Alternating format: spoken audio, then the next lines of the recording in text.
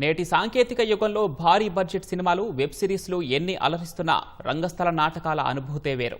పౌరాణిక నాటకాల్లో గుక్క తిప్పుకోకుండా చెప్పే సింగిల్ టేక్ డైలాగులు ఇప్పటికీ విస్మయం కలిగిస్తాయి. అంతటి ఆదరణ పొందిన నాటకాలకు కొందరు జీవం పోసే ప్రయత్నాలు చేస్తూనే ఉన్నారు. ఈ క్రమంలో కోట్లాది హిందువుల మనసుల్లో చిరస్థాయిగా నిలిచిన రామాయణం గాథ పాకిస్తాన్ గడ్డపై ప్రదర్శితమవుతోంది. అందులోని నటులందరూ పాకిస్తానీయులే కావడంతో ప్రశంసలు వెల్లువెత్తుతున్నాయి. రంగస్థలం అంటే వినోదమే కాదు, అణచివేతలకు వ్యతిరేకంగా ఉద్భవించిన పోరాటాలకు చైతన్య యుద్ధ క్షేత్రం. స్వాతంత్ర సంగ్రామంలోనే కాదు, ప్రాంతీయ పోరాటాల్లోనూ ప్రజలను చైతన్యవంతులను చేయడంలో రంగస్థలం విజయం సాధించింది.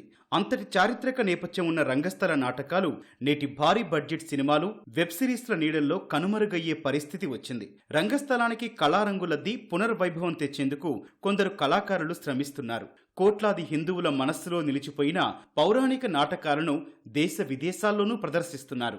ఈ క్రమంలోనే పురాణాల్లో తనకంటూ స్థానం ఏర్పరచుకున్న రామాయణ గాథ నాటకంగా పాకిస్తాన్ గెడ్డపై ప్రదర్శితమవుతోంది. కరాచీ నగరంలో ఓ నాటక బృందం ఈ భారతీయ ఇతిహాసాన్ని కళ్లకు కట్టింది. ఇందులోని కళాకారులందరూ పాకిస్తానీయులే. రామాయణ నాటకానికి పాకిస్తాన్లో స్థానికుల నుంచి ప్రశంసలు వెల్లువెత్తుతున్నాయి. పాకిస్తాన్కు చెందిన యోగేశ్వర్ కరేరా, రాణా కజ్మాకు నాటక రంగంపై ఉన్న మక్కువ కారణంగా ఆ దేశంలో రామాయణం గాథ ప్రదర్శితమవుతోంది. థియేటర్ ఆర్ట్స్తో పాటు వివిధ విభాగాల్లో శిక్షణ పొందిన వీరు మరికొందరితో కలిసి మౌజ్ అనే ఓ నాటక బృందాన్ని ఏర్పాటు చేసుకున్నారు.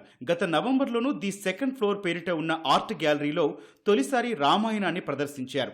దానికి మంచి ఆదరణ రావడంతో పాటు పాక్ నాటక రంగంలోనే ఓ మైలురాయిగా నిలిచింది. దీంతో మరిన్ని హంగులు జోడించిన ఈ బృందం కృత్రిమ మేధ సాయంతో వేదికను రంగులమయంగా మార్చారు. ఆర్ట్స్ కౌన్సిల్ ఆఫ్ కరాచీలో ఇటీవల 3 రోజుల పాటు దీన్ని ప్రదర్శించారు. రామాయణం నాటకాన్ని ప్రదర్శిస్తే స్థానికంగా విమర్శలు, బెదిరింపులు ఎదురవుతాయని ఎప్పుడూ భావించలేదని డైరెక్టర్ యోగేశ్వర్ కరేరా తెలిపారు. రామాయణాన్ని దృశ్య కావ్యంగా మలిచామని, స్థానికుల నుంచి మద్దతు లభించడం గొప్ప విషయమన్నారు. ఈ నాటకానికి ఆదరణతో పాటు నటీనటుల కృషికి విమర్శకుల ప్రశంసలు కూడా అందాయని చెప్పారు. రామాయణ పురాణ కథను ప్రేక్షకులకు చూపించాలనే ఆలోచనతో నాటకం ప్రదర్శించినట్లు నిర్మాత, ఈ నాటకంలో సీత పాత్రలో కనిపించిన రాణా కజ్మా పేర్కొన్నారు. కథ చెప్పడంలో నిజాయితీ, లైటింగ్ తీరు, లైవ్ మ్యూజిక్, కాస్ట్యూమ్స్, అబ్బురపరిచే డిజైన్లు ఇవన్నీ నాటక ప్రదర్శనను మరింత గొప్పగా మలిచాయని కొందరు చిత్ర విమర్శకులు కొనియాడారు.